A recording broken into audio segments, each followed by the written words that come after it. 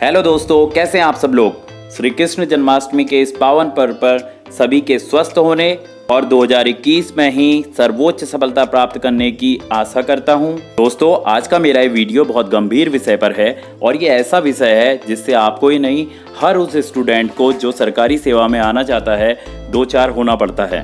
आज मैं दोस्तों बताऊंगा कि आयोग कैसे हमारे भविष्य के साथ खिलवाड़ कर रहा है और हमारे सपनों को तोड़ रहा है। लेकिन दोस्तों, मेरा ये वीडियो आपको डिमोरलाइज करने के लिए नहीं है। मैं आपको वीडियो के लास्ट में इन सभी बाधाओं से पार पाने का रास्ता भी बताऊंगा, तो पूरा वीडियो देखिएगा। दोस्तों, वीडियो शुरू करने से पहले आप मुझे सब्सक्राइब कर लीजिए और बेल आइकन को प्रेस कर दीजिए, जिससे आगे भी आपको एग्जाम से रिलेटेड और आयोग से संबंधित जरूरी सूचनाएं पहुंचाई जा सकें। चलिए वीडियो शुरू करते हैं।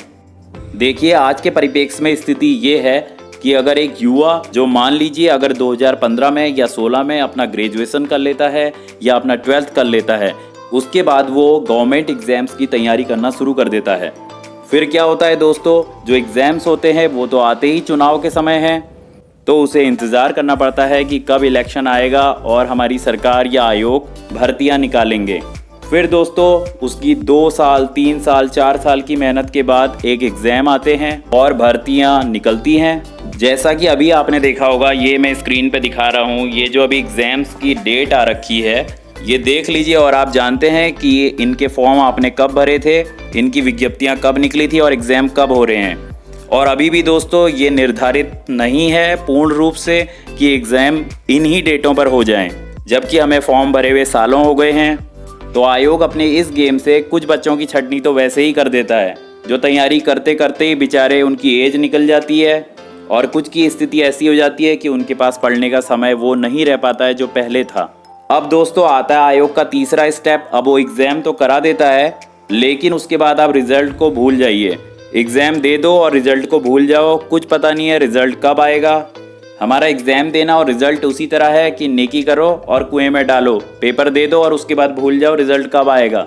अब मैं जो ये कह रहा हूँ दोस्तों, यही सबसे गंभीर मुद्दा है, क्योंकि आयोग तो यहाँ पर दिखा देता है कि उसने भर्तियाँ निकाल दी और उसने एग्ज़ाम भी करा दिया, और वो पब्लिक डोमेन में ये शो करा देते हैं कि हमने इतनी पोस्टों के लिए एग्ज़ाम करा दिया है, तो इतनी पोस्टें फाइनल हो चुकी हैं। लेकिन होता क्या है दोस्तों कि रिजल्ट आ नहीं पाता है जल्दी, और जिन बच्चों ने ये एग्ज़ाम दिया था तो वो दूसरा एग्ज़ाम भी देते हैं, तीसरा एग्ज़ाम भी देते हैं और सारे एग्ज़ाम देते हैं। तो इससे क्या होता है कि कुछ बच्चों को मौका नहीं मिल पाता है जो उन्हें मिल सकता था। और इसमें क्या होता है कि जो एक्स्ट्रा टैलेंटेड बच्चे होते हैं वो सारे एग्ज़ाम में बाजी मार जाते हैं, और जो थोड़े से कमज़ोर बच्चे होते हैं उनका एग्ज़ाम रह जाता है। और ये गलती किसी बच्चे की नहीं है, ये गलती है आयोग की, क्योंकि अगर वो टाइम पर रिजल्ट निकाल दें, एग्ज़ाम करा दें, तो क्यों कोई बच्चा हर एग्ज़ाम देता फिरेगा।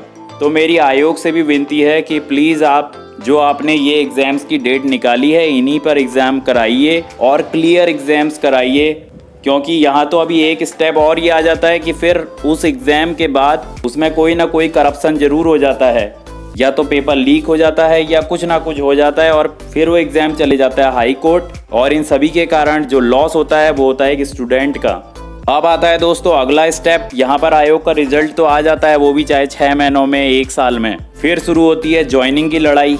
और दोस्तों, जब मेरा भी पहला एग्ज़ाम निकला था तो हमें भी कम से कम 1 साल का वेट करना पड़ा था। उसके बाद आपका कुछ क्लियर नहीं है कि आपको कितना समय लग जाए ज्वाइनिंग मिलने में। तो क्या होता है दोस्तों, वो बच्चे जिनकी ज्वाइनिंग नहीं हुई होती है वो भी डिफरेंट एग्ज़ाम्स देते हैं, चाहे सेम लेवल के एग्ज़ाम्स, क्योंकि उन्हें भी क्लियर नहीं होता है कि मेरी ज्वाइनिंग हो ही जाएगी।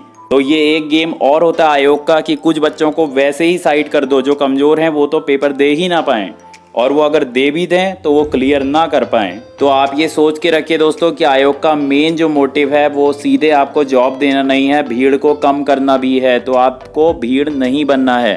तो दोस्तों, ये तो हो गई सारी परेशानियों की बातें जिनसे हमें दो चार होना पड़ता है, और हम होते आए हैं और आगे भी शायद होना ही पड़ेगा जब तक आयोग की कार्यप्रणाली ऐसी रहेगी। तो अब बात करते हैं दोस्तों इसका सॉल्यूशन क्या है, क्योंकि हमें इन्हीं परेशानियों में खो नहीं जाना है। आयोग जो करता है उसे करने दीजिए, लेकिन हमें अपनी तरफ से अपना बेस्ट करना है। मैं जानता हूं दोस्तों, आप लोग भी ये सारी दिक्कतों का सामना करते हैं। जब एग्ज़ाम नहीं आता है तो आप सोचते हो मैं पढ़ाई क्यों करूं, किसके लिए पढ़ाई करूं, कोई एग्ज़ाम तो है नहीं, और ना होने की आपको आशा लगती है। और जब आपका एक एग्ज़ाम थोड़े नंबरों से ख़राब हो जाता है तो आप सोचते हैं कि यार अब तो मेरी एज भी जाती जा रही है और मैं एग्ज़ाम निकाल नहीं पा रहा हूँ, तो शायद मुझे अब एग्ज़ाम देना छोड़ देना चाहिए, पढ़ाई छोड़ देनी चाहिए और अपनी कोई दुकान खोल लेता हूँ या कुछ और बिजनेस कर लेता हूँ। लेकिन दोस्तों, अगर आप सच में पढ़ना चाहते हैं और सरकारी सेवा में आना चाहते हैं तो इस पर मैं आपको एक ही राय दूंगा, एक ही बात कहूँगा कि आप एक काम करो। तो आपने देखा होगा कि लोग मॉर्निंग में ऑफिस जाते हैं, शाम को 5 बजे के बाद घर आते हैं, फिर अपने घर के अपने काम करते हैं और उसके बाद भी उनमें से कई लोग एग्ज़ाम्स क्लियर करते हैं जबकि उन्हें समय बहुत कम मिल पाता। लेकिन आपके पास तो बहुत समय है। ऐसा मत सोचिए कि आप घर में रहते हैं, आपके दोस्त जो जॉब में लग गए हैं, तो आपको बिल्कुल भी डिमोरलाइज ऐसा नहीं होना है। आप अपनी परेशानियों को ही अपनी पावर बनाइए। आप बस एक काम कर लो, आप मॉर्निंग में चाहे 5 बजे उठते हो, 4 बजे उठते हो या 6 बजे उठते हो, तो आप एक एम बना लो कि मैं अगर 6 बजे उठता हूँ या 5 बजे उठता हूँ। पहले तो आप ये माइंडसेट कर लो कि आप बेरोजगार नहीं हो, आपके पास एक बहुत बड़ा काम है और वो काम ये है कि आपको पढ़ाई करनी है।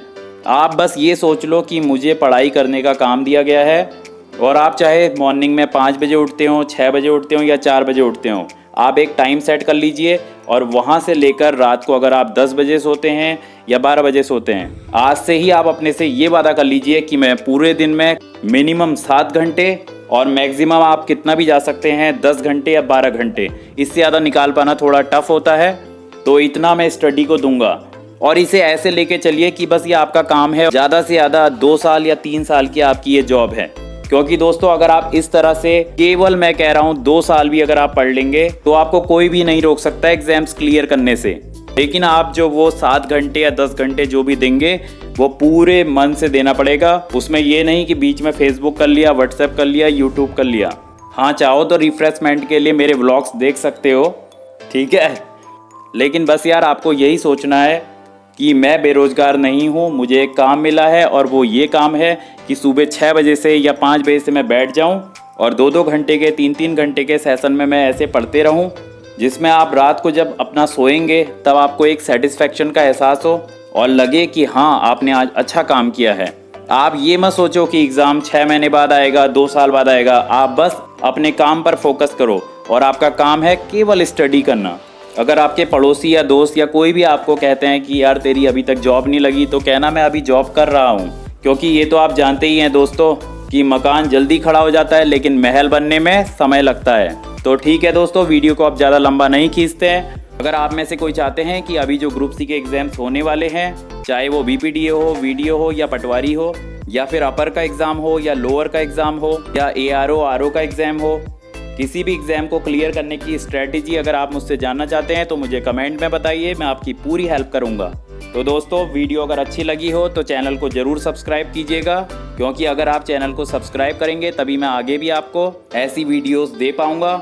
अगर आपकी कोई क्वेरीज हो तो कमेंट में बताइएगा। तो ईश्वर से यही कामना करते हुए वीडियो को एंड करता हूँ कि आप लोग अभी जो भी एग्ज़ाम दें उन सभी एग्ज़ाम्स को क्लियर करें और आयोग को भी ईश्वर सद्बुद्धि दे। जय श्री कृष्णा।